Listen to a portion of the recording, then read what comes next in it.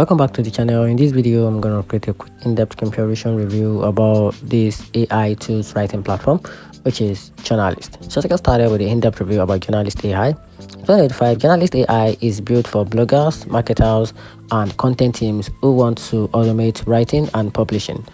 It can generate SEO-ready blog posts, news articles, and linguistics, then auto-format and post them directly to platforms like WordPress, Shopify, Wix, and Ghost.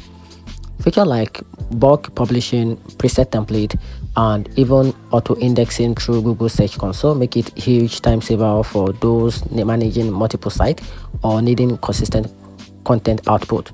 However, its draft can feel generic on the niche topic and often need human editing to match your brand tone.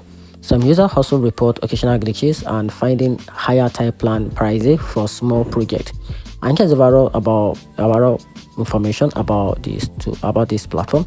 So the Journalist AI is what in 2025 if you need a streamlined all-in-one writing and publishing tools, just expect to fine tune the content and weigh the cost against your workload. And that's it. Hope you find the review a little bit more helpful. If you did, turn on the notification button and subscribe for more. Thanks.